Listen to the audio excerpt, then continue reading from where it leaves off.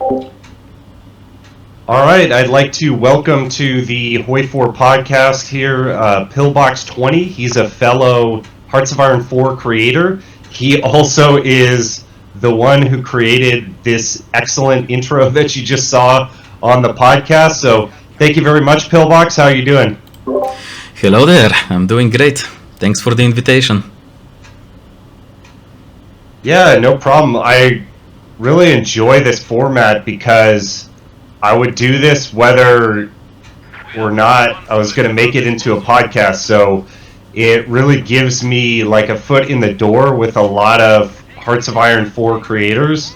I mean, we've been friends for years now, so I know I could just hit you up and talk to you anytime. But yeah, I have been approached by a few other creators about doing the podcast for them as well. It is a new approach for you, so people are excited to see how it goes. I don't mind. You hit me, I answer the call. Here I am. Well, thanks for doing the podcast, and we were just talking about your mod and how challenging it is to be a Hearts of Iron 4 modder.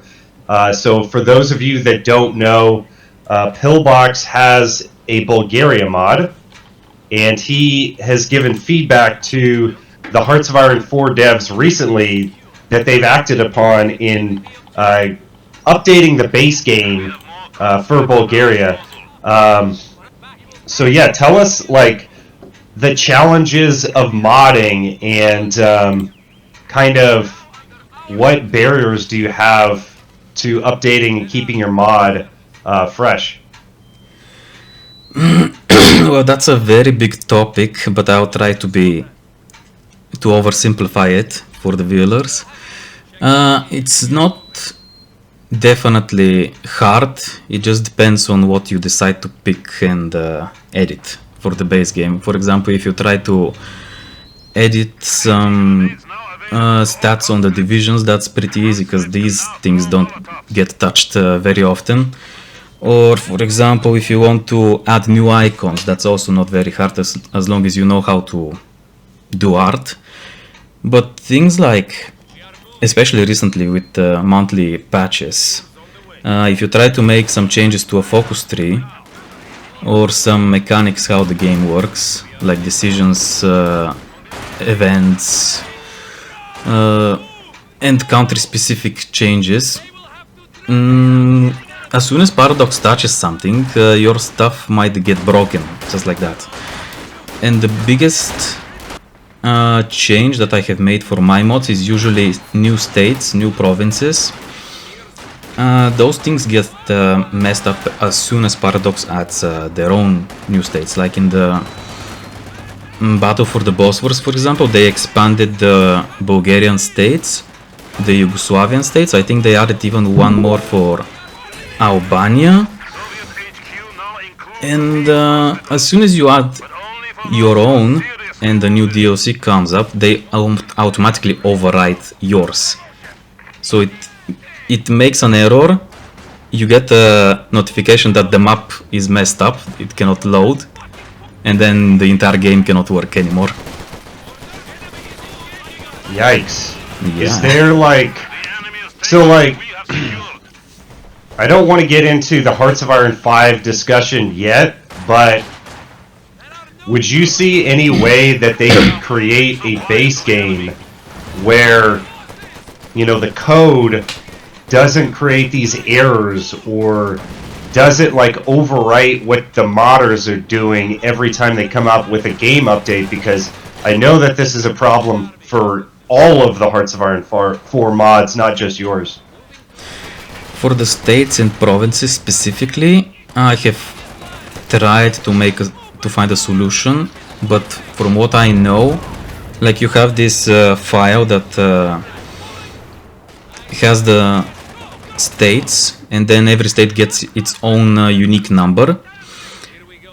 If you try to, like for example, make a gap, for example, the newest state is 834, for example, and you want, for example, to have your own space, like you give Paradox, for example, 200 free numbers. They can use them, for example. If you try to make your new state to be 1050, for example, I have heard, I have not tested it, but I have made research. Apparently the game doesn't recognize it. So that would be cool if it can be implemented, because this way you can have your own states, and Paradox can have enough space to add new states for themselves to the base game. And how they can make it as well, that would be very nice if they actually do it for Hearts of Iron 5, is if there is higher number of state, for example yours, it would overwrite whatever is on the same territory, so that it doesn't break, but recognizes the new changes to the territory that have been made.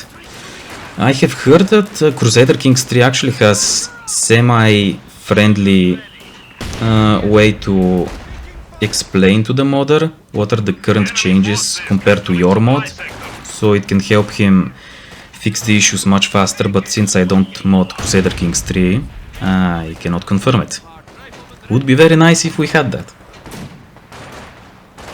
So I'm just making up my own jargon here, but it sounds like Hearts of Iron 4 is very like linear code and doesn't allow for like parallel code or kind of like a mesh work. It's if this, then not that, or something like that. Is that, I'm not a coder, so I'm just kind of making this jargon up. Is that kind of correct? It is, like, for example, if two files with the same name exist, the game prefers the one that is in the base game, and if something else has the same name in the file, it creates an error rather than recognize the new file and just start to work with it. For some reason, if you have a mod and then you have a sub mod, there is no problem there. The sub mod overrides the stuff in the mod, and there is no problem like that between the original mod and the sub mod. But for the base game, for some reason, there is an issue there. You have to make workarounds there. Well, it would be nice. We'll save the Hearts of Iron 5 discussion for a little later, but for those of you that are new to Hearts of Iron 4, there is a rich modding community. As a matter of fact, I would venture to say that most players in Hearts of Iron 4 have either played a mod or just main game a mod. So essentially, they don't play Hearts of Iron 4 unmodded. I run into a lot of those guys in the YouTube comments. Is it like some of the biggest mods are like Road to 66, I think it is? 56, did I just butcher that? 56. And oh, I always forget this one. What's the one that's Fallout oriented? Old World Blues, I believe. I have never touched that one because I know absolutely nothing about the universe, but I hear people like it, so... I mean, it looks super cool, and yeah, I want to play that one eventually. I wonder if it's even updated, but... Oh, it works, it works, yes. I have people in my server that actually like it a lot, so I can confirm it actually works right now. Well, going back to your mod, so I loaded your mod up. I know it's not up to date because of all the changes that are occurring. What provinces, can you see the screen that I shared? You mean states? Well, I think the mod is not operational because it's missing something. Like you should have Chief of the Army assigned already, but apparently it doesn't work for some reason. Any of these provinces or any of these states here, these cities? These are the same. That you added? These are the same. These are the same. I thought you were talking about the old mod that I had, like that one before Battle for the Bosphorus. Yeah, PillBox20's Bulgaria mod? That's what I have loaded up right now. Well, it seems it's not working right now. Oh yeah, definitely not working. I immediately look how large everything is and how much free space it has. I have optimized the space as much as possible. If you want, you can try to reload it, or I can send you a link to try to see if it's the same thing. Oh, it's okay. I was just wondering if it worked anymore, and just wanted to give a plug for your mod. While I have the focus tree up here, and I'm talking to a real-life Bulgarian, what is your focus tree order? What is your goal here for like a OP Bulgaria playthrough? Well, it has been a lot of time since I last played vanilla, but I usually go with Boris and try to just annex as much stuff as possible before the major powers decide enough is enough. Like, I can solo basically Greece and Romania by myself in early 1940, maybe late 1939. After that, yes, you go with power to the Tsar, basically. Try to reach, if you can zoom into, yes, strengthen the royal dictatorship on the left. You try to rush that one because it makes you have more political power and the decisions for the factions are much cheaper. You rush that one, then you improve the army as much as possible and basically just go ham in the Balkans. If I can unite most of the territories there, I have done my job. Of course, the Soviets are gonna come in and ruin everything, but then you have another challenge. Can you survive long enough against the Soviets? Or can you even push them? Which I have done in my own videos for viewers, which apparently gets a lot of likes for some reason. That's the strategy, basically. I prefer to play solo, not rely on major powers. So you don't go for Tsar Ferdinand I at all? No, that's cringe. I mean, I'm a huge Boris fan, but I am told that if you bring back the Tsar, so that's Boris's father, right? Yes. That you get so many cores, like for whatever reason, like it was better for the cores. No, they both have access to, if you go to the bottom section of the Focus tree, Bulgarian integration of the Balkans, that focus with the two rifles, yeah, there.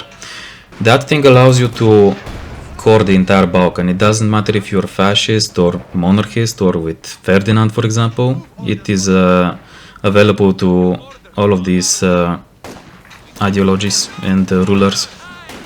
Basically, all ideologies have access to some way to core the Balkans. For example, the communists and the Democrats like to make their own faction, mega faction, to influence the Balkans one way or another, and then they propose a union, and then they become one nation and you get cores on everything they have.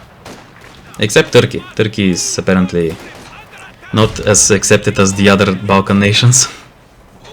Yeah, you gotta play Greece to get the cores on Turkey. Ah yes, Byzantium. I think they still have their decision to core automatically everything with a snap of a finger. Magic. Well, I could see, so Ferdinand has the generate war goal tension limit, negative 50%. He's got justify war goal time, negative 15. Offensive war penalty stability modifier, plus 20%. That's actually pretty huge, because that's going to make you successful on the offensive. Yeah, he's more direct approach, but he suffers from, like, he doesn't unify or dismember the factions that you face that much.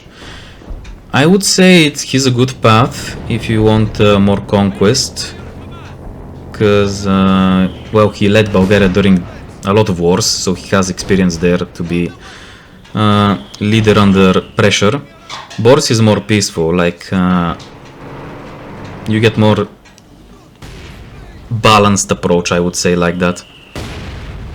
with him. Yeah, it looked like Ferdinand also you get 40% more military and civilian factories after your conquest. So Yeah, he maybe that's also, why people like him. if you have him as a leader and you make,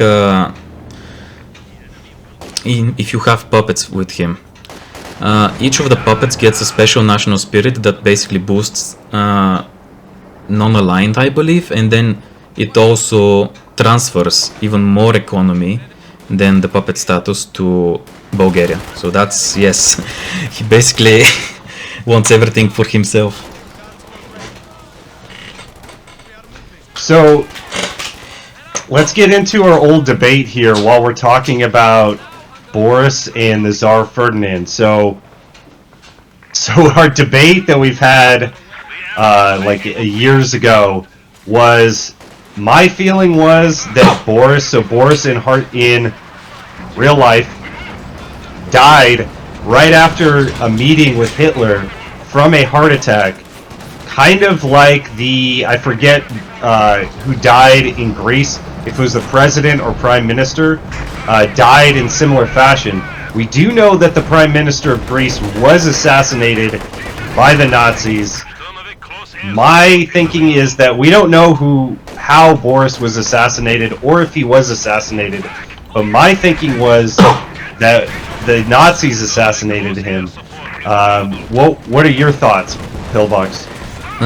Yes, the German doctors that examined him confirmed that he died from some kind of poison that was found in the Greek leader Metaxas. I don't remember his first name, but that was his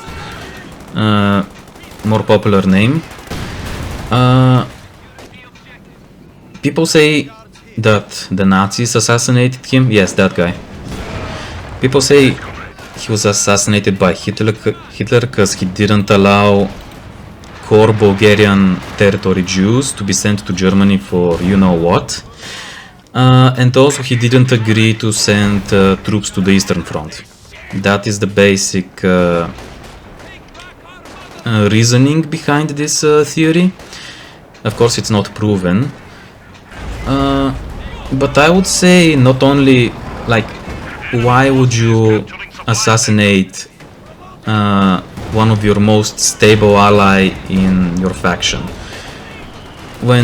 What happened after he was assassinated, the Regency Council that was formed, his brother was actually leading the council until his son, I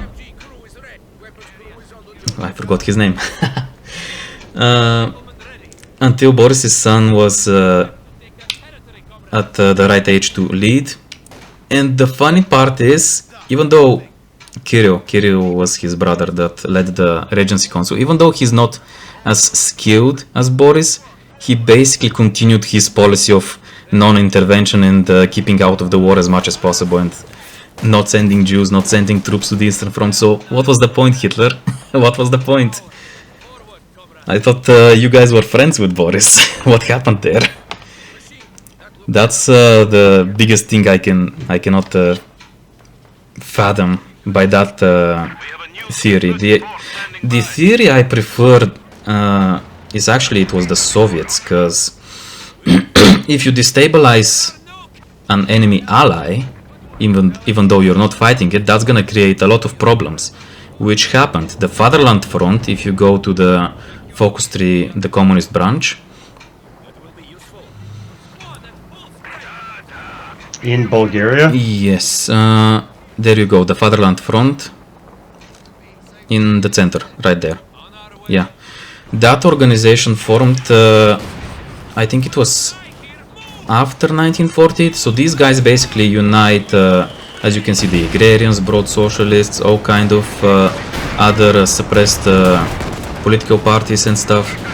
So these guys started to do a lot of damage even while Boris was still in power, but he was keeping them at bay because he had an entire system to suppress the communists and prevent them from organizing effective resistance against the government. But after he was gone, like, things really went south. It was not full-blown civil war, but these guys were really nasty. They were creating a lot of problems for the Bulgarians in power. And I think, yeah, it might have not been the Soviets doing it intentionally, but since they supported the Bulgarian Communist Party one way or another, you can blame Stalin indirectly for that one. As you can see, it helped them a lot, so that's my theory. This is more likely. Even if they were not directly involved, they kinda helped the Communist Party throughout the years. Well, that, I mean, it makes sense that, so the Communist Party indirectly through a faction within inside Bulgaria attempted to assassinate him while he was exposed and on the move, traveling, would be the perfect opportunity to be able to do that. So I think that it is a viable theory, particularly the way that you explain it, and then unless there's proof that the Nazis thought that the rest of the Bulgarian government was going to play ball, like, yeah, why would you assassinate him? On the other hand, the Nazis were on a lot of drugs, so I don't know. Yeah, that is also an option. It's not necessarily they thought about the consequences of this action. That might be the case as well. Who knows? Because by the time 1943, I think the Soviets were already pushing very hard in the Wehrmacht, so not the most, how should I put it, they didn't have the time to figure things out in the long run. They needed troops, they needed them now. And if Boris is not giving them, then someone else will. I guess that was the logic there.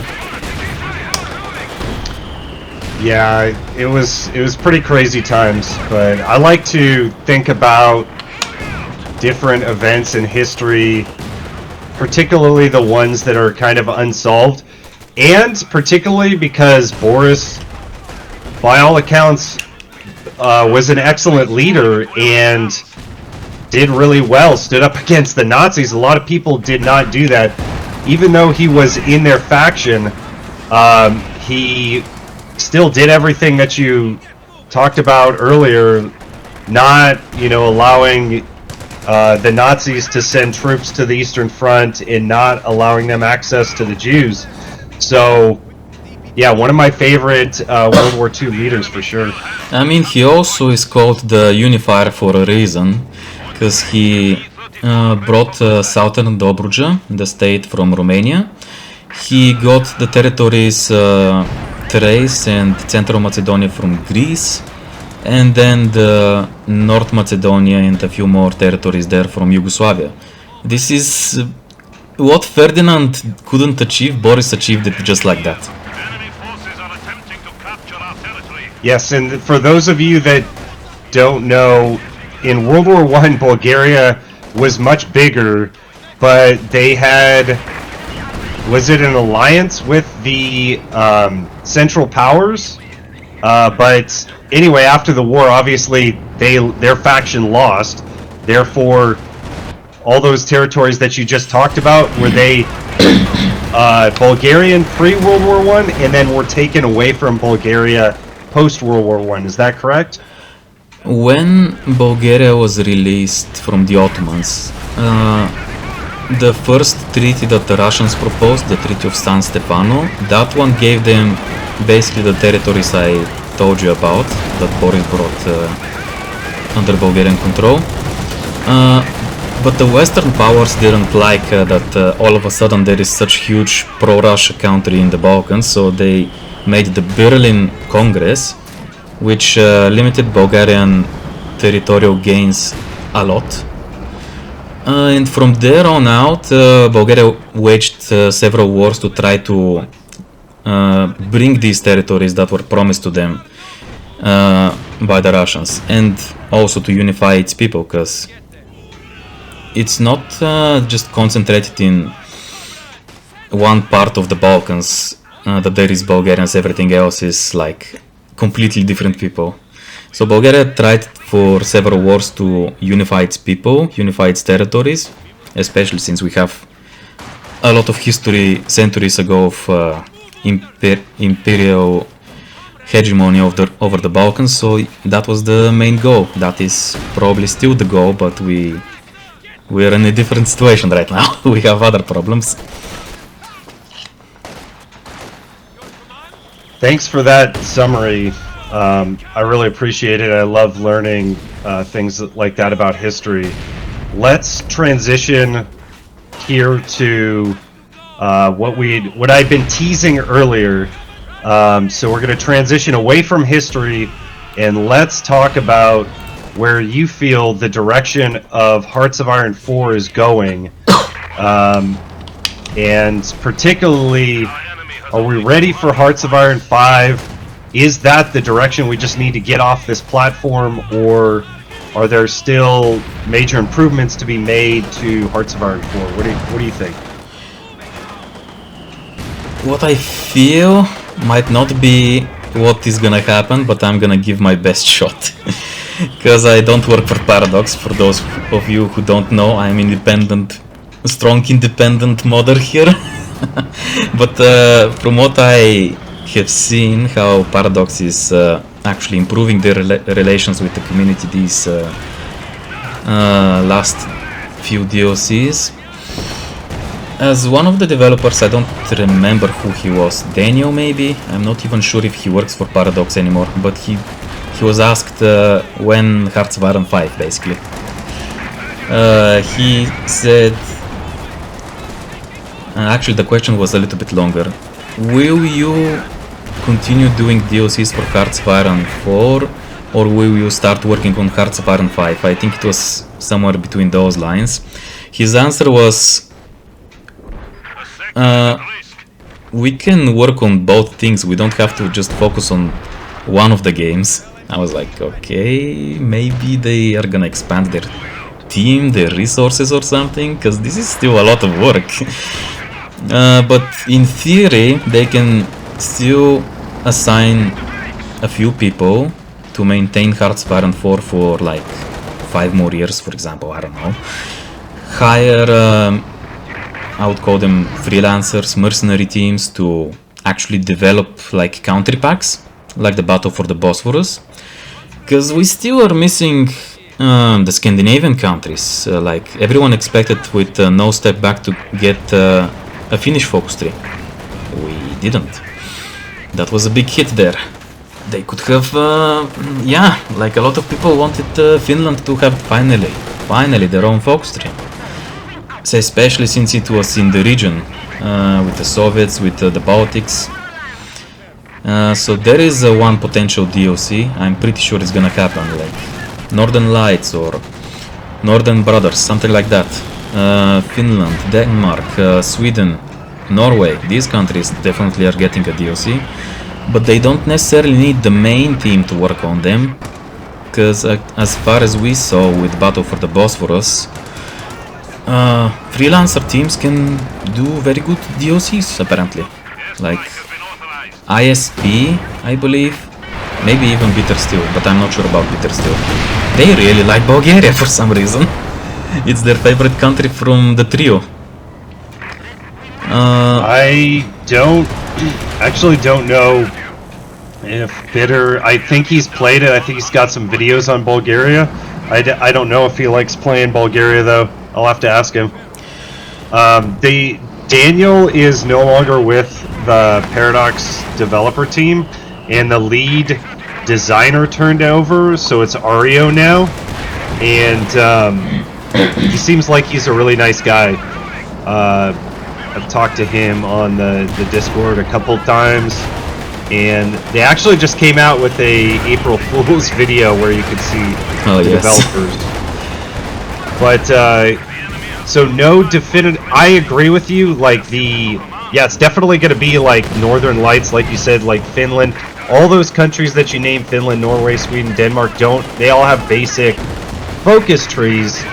But Finland was the one that was involved in World War II the most. So obviously it would have to be the new DLC is most likely going to be Finland. So I agree with you for sure. I mean, it's not wise to annoy the players by... nope, it's not gonna be Finland this time. Nope, not this time as well. That's gonna annoy the community to hell. Well, the problem that I see is that Germany is already so powerful, so if you give Finland a focus tree, I would assume that it's going to buff Germany. Germany gave a lot of troops to Finland, a lot of old tanks. They're like Panzer Is, they're captured tanks that they got from France actually went up to Finland. There was a division, like a mixed light division that went up there. As well as a lot of the other infantry divisions, but it could get out of control where Germany would become way too powerful if the Finnish focus tree melded well with Germany's, goals. Well, since you mentioned Germany, have you noticed that the USSR AI has become very weak after their own DLC? Like, Germany right now doesn't have any debuffs. And that's not historical. They did have their own problems that they needed to solve. They couldn't solve everything, and they also had internal struggle between the generals, leaders, and the party itself. So if you rework Germany to be more historical, that's gonna even the score basically. That's the best way to balance things out. Like, Germany needs a rework, no question about it. Is it gonna come with the Finnish DLC? Maybe. It's gonna be the wise decision. Since they have border with Denmark, which is part of the Northern Lights circle basically, that everyone expects, it's gonna be the best time to make a German rework. I agree, yeah, for sure. But I guess the question that I want to ask you is this, like, what's happening here, and what I talked about with Bitter the other day on the podcast was, as there's all these add-ons, as you're alluding to, it's incredibly tough on the modders as well. Like, it almost becomes like a rat's nest of code and other things. Like, if I have all the DLCs enabled now, like, I hit speed bumps in terms of speed, like early game. Like the lag is increasing as they keep on adding things on that don't quite jive, I guess, with the base code. When is this new DLC gonna be the last one? Is it time for a complete rework? Like, I know you said that we could do it, they could do it in parallel. Well, yeah, money can solve any problem, but if they still want to make DLCs for Hearts of Iron 4, then there's no point in making Hearts of Iron 5, you know what I'm saying? So, I don't know, maybe I could get a little more out of you in terms of that concept.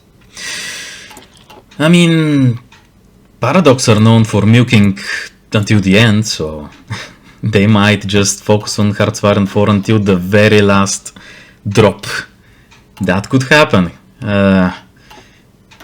But they could also, as I said, they could assign a very small part of the team to just maintain it and still get money by hiring freelancers to make, for example, as we mentioned, the Northern Lights.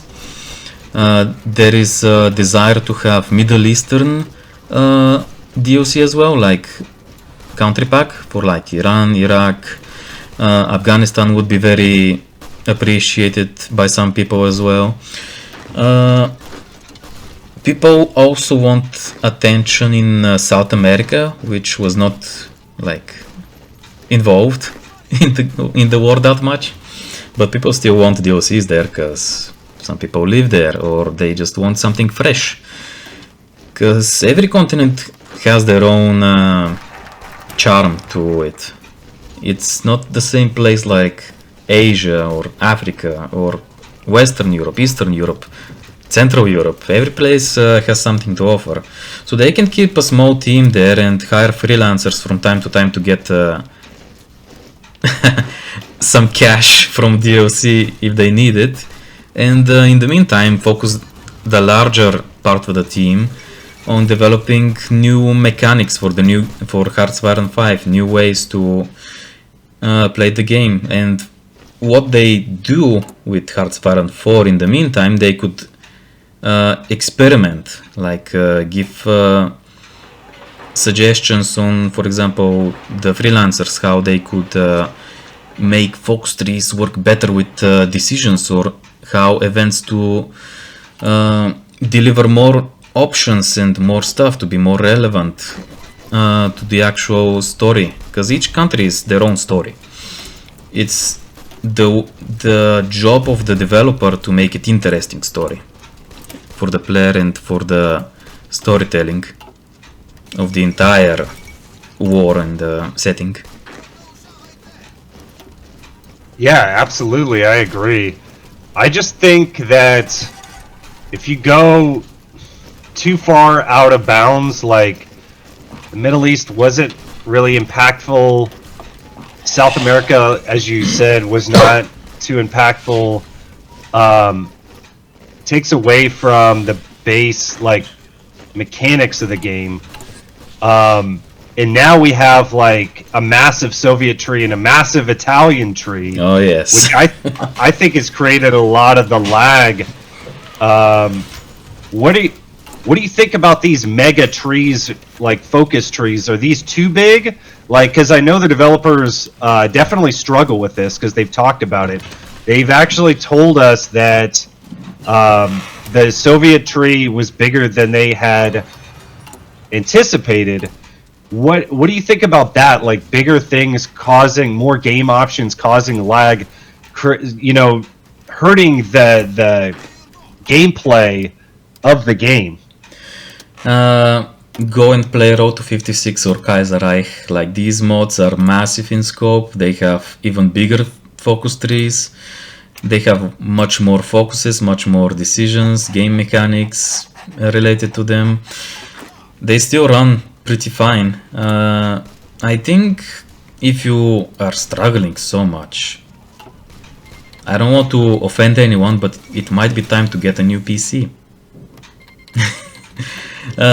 Or if you are having trouble and you don't particularly like some DLCs, you can still buy them to try them out several times.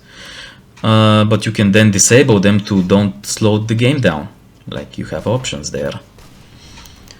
I don't know, like, if they do them right, because I have heard people say that focus trees are not a great mechanic, it breaks the game, it's not something they should focus on. I agree to some extent. Like, Victoria 2, for example, doesn't have focus trees. Europa Universalis doesn't have focus trees, yet they work pretty fine, because they have very solid core mechanics. I have played a little bit of Europa Universalis 4. They have some sort of, you can call it a mix between decisions and focuses. Like, they have their own requirements, and if you achieve them, then you get a small bonus from, for example, I think they call them missions actually, from that mission. But Hearts of Iron 4 is built to rely on focus trees, because in the end of the day, you want to have a historical game or semi-historical. For example, Germany, you wanted to go for Anschluss, you want to go for the Sudetenland, eventually to attack Poland. It's an easy way to tell the AI, I want you to do specifically that, that, and that, without actually coding the AI to, like, prepare a special conference, to start inviting France, UK, and whoever is involved in the conference, then to start to make demands. That's extra work for the developers to make the AIs work as they want them to work. With the focus tree, you just tell the AI, I want you to have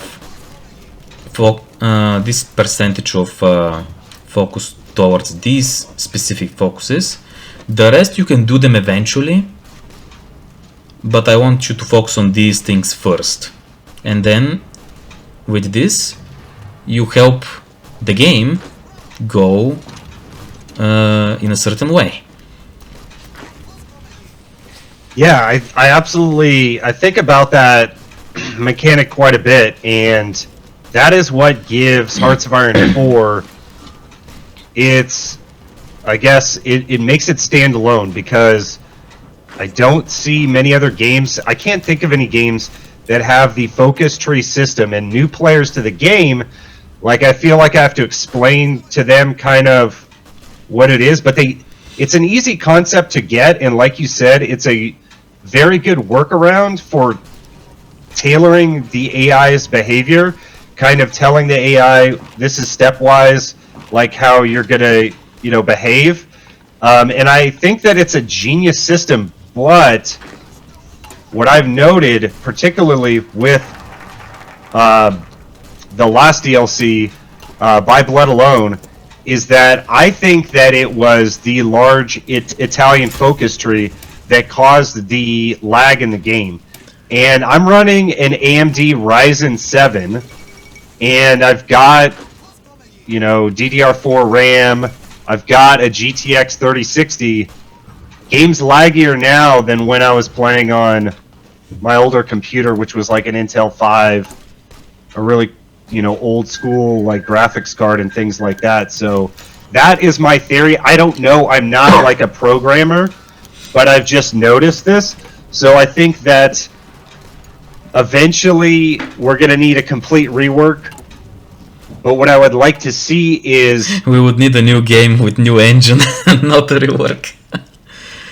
This is what I'm hoping for. A new game with a new engine. I misspoke, yes. Yeah. But I think that you need that. And then I've talked to the developers a little bit, but try not to be too, bossy about it. But basically, there's all these people bombarding them with feedback, but not all feedback is good feedback. And sometimes the people that are making the most noise are the ones that don't have good feedback. So that's the case in life generally as well. The loudest people are not necessarily the one with good advice. So it is a big problem. It is very hard to balance. I think that the game is they need to somehow simplify it again. I think that it's become overly complex, but it is what it is at this point. I think it's still an incredibly fascinating game, and with a lot of levels and a lot of depth.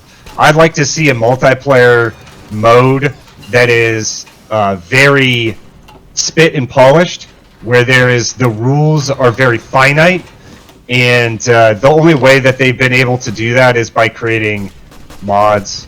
But I would like it in the base game. Do you have any base game wish lists right now besides the Northern Lights DLC? Before I answer that, and we can talk about on the competitive side of Hearts of Iron if you want later. Before that, I want to clarify actually, that the focus trees themselves don't slow down the game. It is the hundreds of mechanics behind each focus, possibly, or focus tree.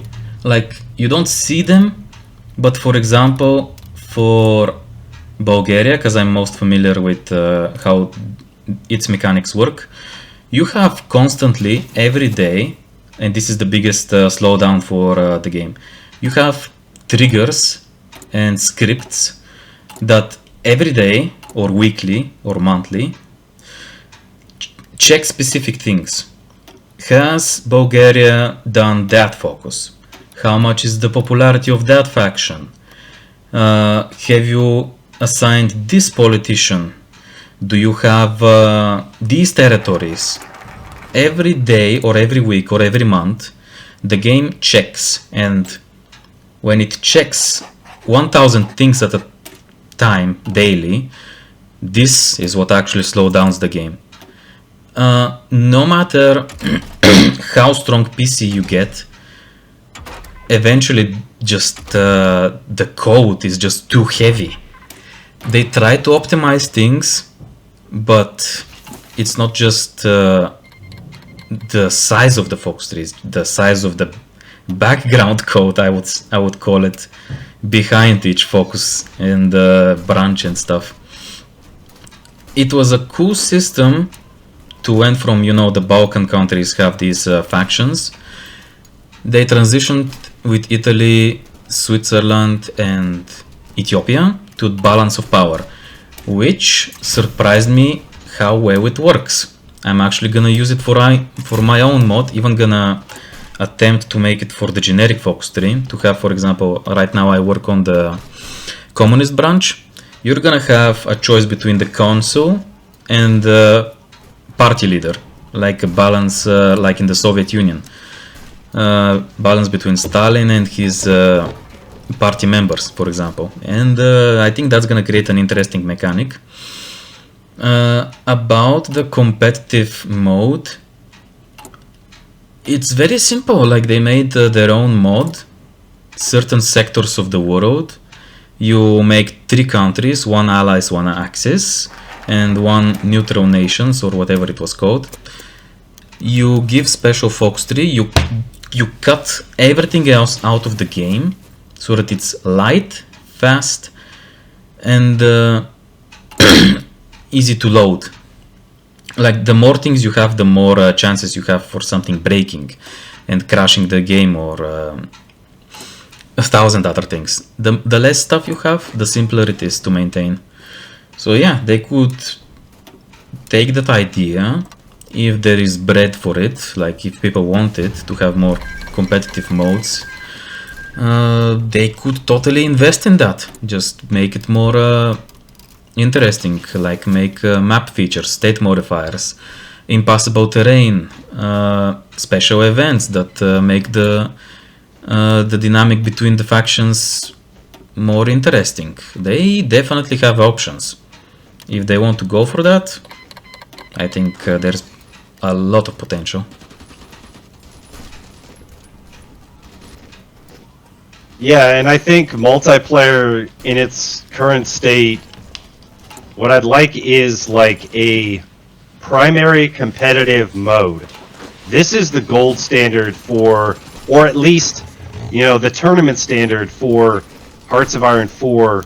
We all agree that these are the multiplayer rules, and that we're going to have competitive tournaments that would be broadcasted on YouTube and Twitch or wherever else, and everyone's used to it, like playing a game of soccer. There's not multiple rule sets, but one cohesive thing, and everything is like simplified, and we all agree that this is, we're all going to play competitive, historical, with, yeah, taking out these countries, making borders, a lot more guardrails on the game. So that's my dream for the game, is having a format that is clean for competitive multiplayer. I mean, yeah, if they cut the non-historical parts of the focuses and disable the mechanics that are not needed for the historical parts, and then they, for example, make a new mode for competitive, it's completely like, it's not very hard to do. It's completely possible. And if there is, as I said, bread for that, if people want it, totally. But I'm not sure how they're gonna make money with with not selling DLCs and flashy new focus trees and mechanics. Oh, look at this! We made it work. We made so much effort into this to be so nice and interesting. But competitive mode. See, that's the problem, is that even if what, you know, my vision is like, that's, you know, people want it, if Paradox can't monetize it, then it's just money down the drain. Then it actually is not good advice, and it's not good feedback. So I don't know. Yeah, the monetization of said mode, I think that they've customized out like your player avatar. Like, there's a lot of customization there. I think what you do is you add badges into the player avatar that are, you know, badges that are hard to get, or you could maybe pay for badges, or if you play in tournaments. You get a badge that no one else would have. You'd have to somehow have a marketplace within Hearts of Iron 4 and then get into that whole, rabbit hole. So they're not really set up for that now. So maybe in Hearts of Iron 5. Well, since we're giving them ideas, I'm gonna start stealing ideas from StarCraft 2, because they're doing a really good job with their game. You know what they could do to make some money that they have tried, but they have not invested enough? Custom 3D models. They could make custom UI graphics. Like, for example, it goes... okay, I don't have specific ideas, but for example, they can make it... Let me zoom in on your stream. For example, they can make the buttons different palette of colors. They could make a new way like I have seen mods make custom buttons. Like, for example, instead of these brown ugly buttons, they could make them more ironish, more steel, more wooden, for example. They could make them more diverse. That could be like they call them I forgot. They have DLCs about 3D models for tanks and stuff like that. They could have similar things for the UI, for example, as I mentioned. They could have specific well, that sounds a little bit silly, but they could have more interesting unit icons that packs for the divisions that they could sell. That to me sounds a little bit silly, but they could do that, for example. So they could make more music packs. They could sell more music, because the biggest, not the biggest, but I do miss some Bulgarian music in that Battle for the Bosphorus DLC. Or some Greek, something Romanian, for example. We have this for the Eastern Front countries that had their own playlist. So they do sell like the 3D packs, and they do sell music packs. I think they have at least one, or maybe it came with. There's one that came with No Step Back, I forget. But I think where it goes wrong is the icons are so small. Even though like I have all the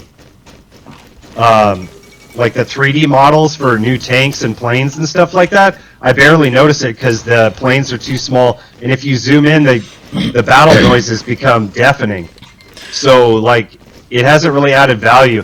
I think it's a good idea for the UI changes that you're talking about, but I think you change the pictures in the production line, because you could see that much easier.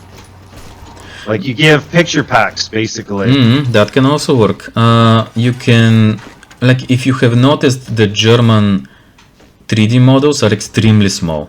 I think that's the case for the majors. For some reason, they're extremely small 3D models for the tanks. But for example, Bulgaria has massive 3D models for their tanks. I'm like, is this the mouse?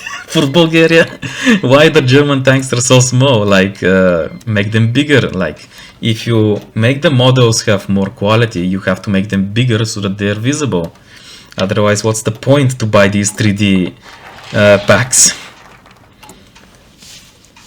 Oh yeah, absolutely. So yeah, I would say that they could improve their monetization that way. And we're not talking about like $20 to buy these packs. Like, even if the packs only cost like a couple bucks, if enough people buy them, it turns into a lot of money over time, and then you would hope that that money would go for future game development. And I mean, yeah, definitely. I would like them to better monetize Hearts of Iron 4, and I know that might not be a popular idea, but if they make more money from the game and that translates into better game development, I'm all for it. If it's not like a paywall that nerfs you in any way, but if it's something that's like an add-on, like we've been talking about, that is just a couple bucks, but it turns into like the game developers have an extra, $30,000 this year to make more DLCs or something. I'd really love that. Another thing could be map mode. Like I have seen different text, for example, for the countries, clean white or something with more contour or textures in the text, or for example, different lighting. For example, the water, they make it more dark, less reflective. The countries have more defined borders, or they make it more like World War One style movie. They can make it black and white or with sepia color palette. They have options if they want to do it. It's just a matter of, do they really want to invest money in that, or they want to focus on bigger things like Hearts of Iron 5. So, I think that I'm going to have to wrap the podcast up here, but I think that we're both on the same page. There's probably a few more DLCs for Hearts of Iron 4, and then Hearts of Iron 5 needs to be on a new engine. Are we in agreement about that? Is that where we're going to conclude this game development, the PillBox ESG game development corner? Oh, definitely. Like, I bought, for example, Crusader Kings 3, and I was blown away by how smooth everything moves. No lag, no nothing. Even 300 years into the game, everything still moves very smooth. It's very clean, no lags, no bugs, no nothing.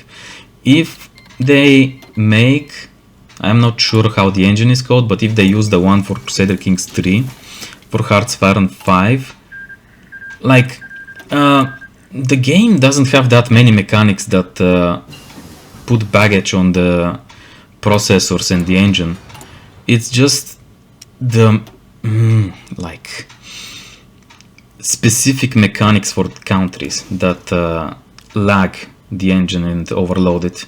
So if they can optimize that with a brand new engine, like, the game is gonna be much better.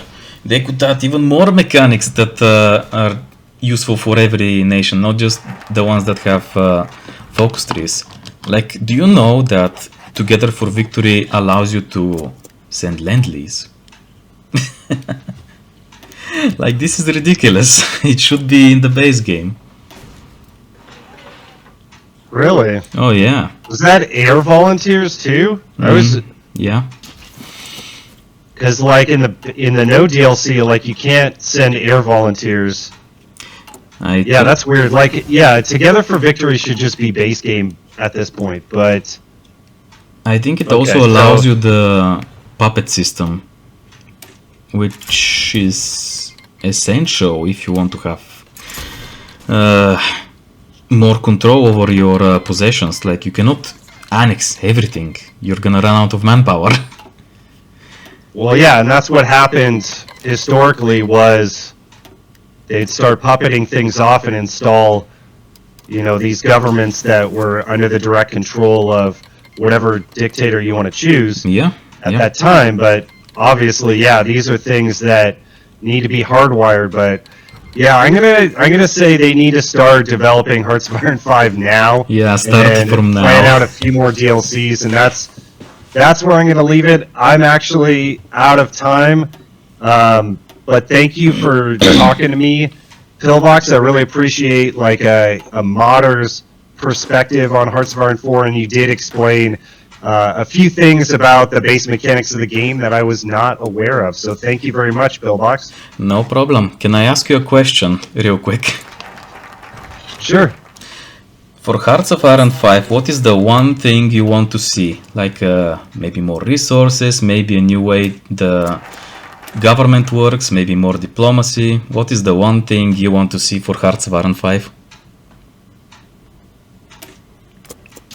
For me, I want more resources. Like, give me more resources to work with. Make the more terrain of the map usable. Not only this has steel, this has rubber, this has aluminum. More stuff to trade. I'm on the other side. I am more towards, instead of more depth to the game, playability. So I would like to see the Italian and Soviet focus trees be reduced in size. I'd like to see if they do add more resource mechanics, like I was playing Insig the other day, like maybe just 1 or 2, like grain or something like that. That would be fine. Grain and co. These things would be massive change. Yeah, so I mean, I'm not opposed to that as long as it doesn't overly, anything that doesn't create a lot more lag, reduces playability.